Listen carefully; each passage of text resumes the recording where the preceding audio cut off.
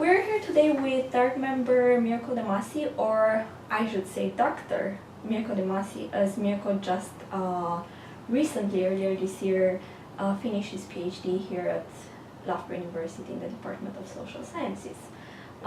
He's working on argumentation in political debates. Thank you for taking the time to talk to us today. Thank you for inviting me. So we're gonna talk about your PhD a little bit later. Yeah. Just want to start by asking you about your academic background. How far back do you want me to go?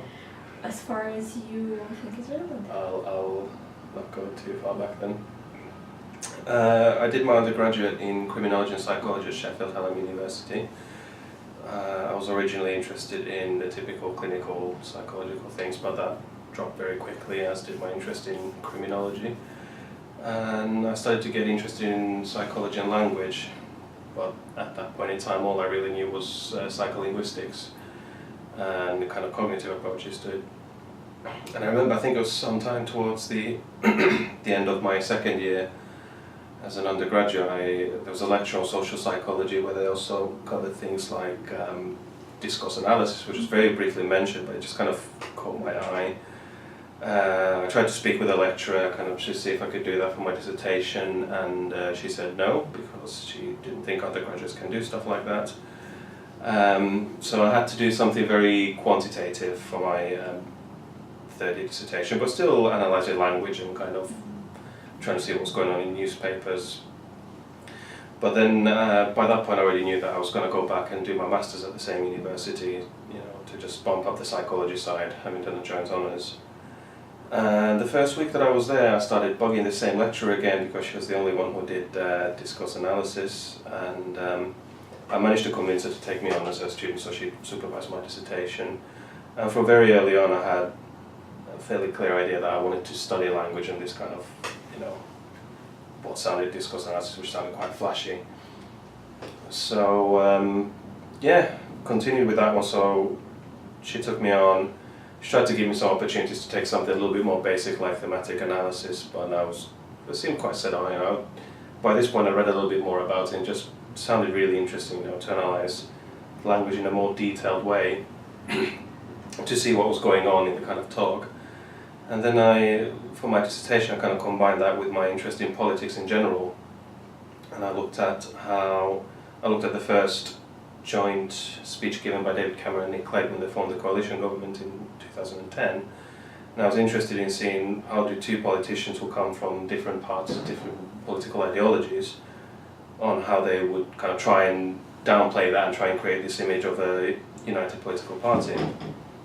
So I finished that and got away with doing that. And I started looking towards doing a PhD, which I kind of was quite set on even before I managed to get into my undergraduate degree, because I thought, well, at least if I work at university I don't have to, you know, wear a suit to work every day.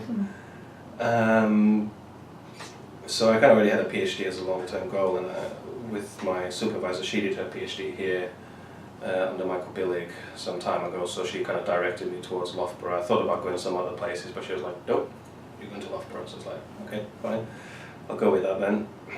She, you know, suggested to get in touch with Cristian as my supervisor, so, you know, I got in touch with him here and, you know, started to prepare to apply for my PhD. I had to wait for a little bit while he was on research leave, so I did some background reading and kind of started to get more familiar with it, and then in April of 2012 I started my doctoral studies here at Loughborough. Alright. So was it during your master's degree that you heard about DARG, or? Yes, my supervisor tried to scare me with DARG.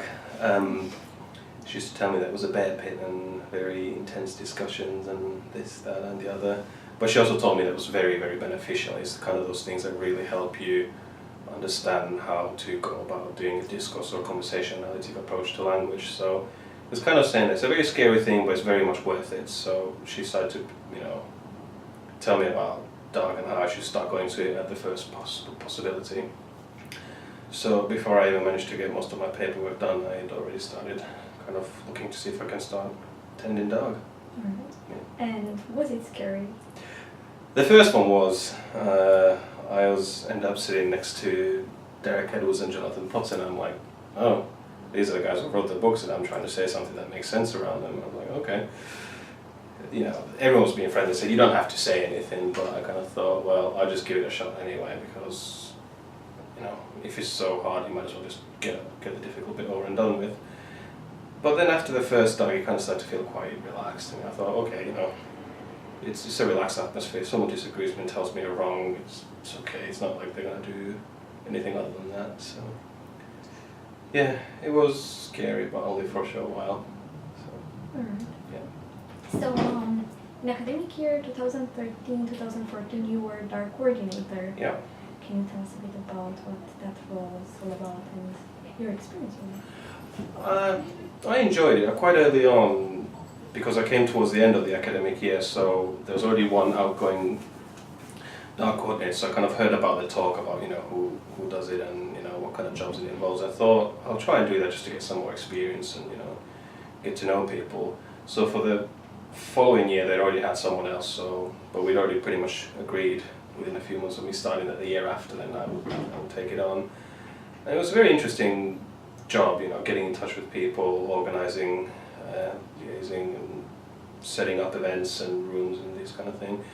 It was a bit more time consuming than I thought at first, but at the same time it was very, very rewarding organising these events and kind of allowing you to speak with, you know, some senior scholars who wanted to, you know, either bring people in or organise training sessions, and it just kind of gives you that inside view. And then obviously being the coordinator, you attend all the events, so it gives you kind of almost a year's of extra intensive training on how to do analysis. So that was, I found it very rewarding, and it was very enjoyable, even though it was time consuming and demanding at times, so it was good. Alright. So, going back to your PhD, can you tell us a bit about it? So for my Masters I was interested in how two ideologically opposed politicians try and underplay their differences. I thought I'd kind of turn that around and see how do they try and highlight the differences. So I became interested in how do politicians argue for their positions when there's someone else there who's going to challenge them. And I thought it'd be quite interesting to look at EU as a topic of debate, because it's been very heated even back then, and never mind now, and how politicians will try and advocate, you know, their pro or anti-EU positions when there's some other politician there who's going to challenge them. So I started looking into that one, collecting debates, listened to more Nigel Farage than I particularly cared to, and it just built from there. So I started looking into how, you know, people's knowledge claims, so how do they produce facts, how does this kind of bolster their argumentative position, and how does the opposing politician challenge these facts without necessarily going so far as saying that the other person is lying. So there's a lot more of this kind of discursive, argumentative and rhetorical work going on there, because you couldn't just go tell a politician you're a liar.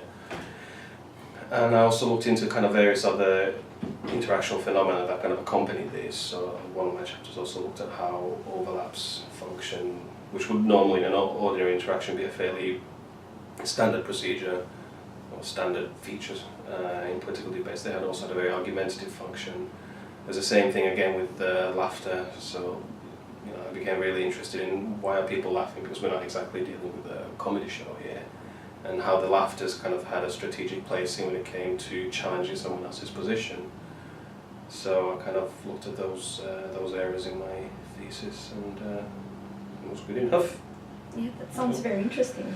Yeah, well, it's interesting and frustrating at the same time. So are you continuing on that topic, or? Yes, at the moment I'm working on publishing my research, but my next step is to kind of continue analysing Brexit debates, looking at the same topics, and kind of refining the analytical approach, so kind of start to look at the use of facts alongside the use of morality, and kind of see how people might be using facts to create specific images of the world and how they kind of argue. And I also have some other research interests that I've developed since then to do with hate speech as well. So alongside your attempts to publish your research, you started looking at jobs. Mm-hmm. So how is that going? Well, at the moment it's going very well. I've managed to get a full-time job which I'll be starting in January. My first proper job application was in February. It was a little bit early considering the stage I was at the time, but it was too good opportunity not to try. But the proper job hunt as such has been going on for about 6 months, which felt like an eternity, but can actually be it's a comparably short time. So I'm very, very pleased with that, as is my bank account. Yeah, it was just applying for a whole range of different jobs, everything from teaching assistant to lecturing jobs, and finally paid off. It's just been a question of persistence and putting in a lot of time into the job applications. But yeah. Alright. Yeah. So, what does the long-term future hold for you? What are your plans? Time will tell, I think. Well, just to kind of establish myself as a scholar, continue doing this, the lecturing job, and I want to publish as well. I'm still very interested in carrying on my research. I couldn't say anything more specific because I'm not the type who makes too many plans about the future, so we'll see what the time will tell.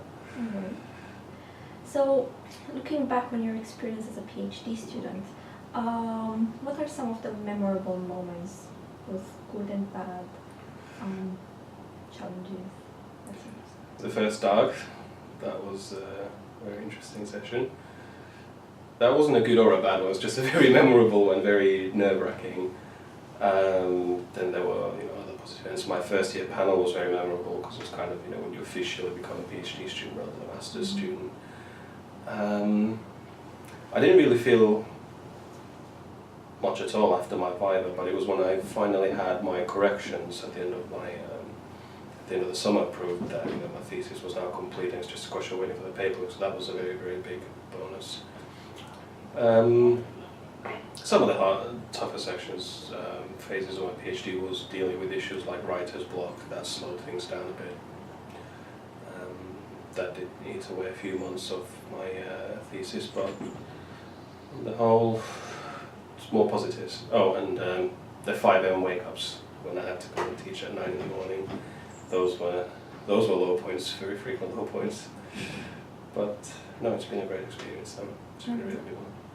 And finally, if you were advising a psychology student interested in discursive psychology, based on your experience, what are some tips and tricks to sort of get through a PhD successfully?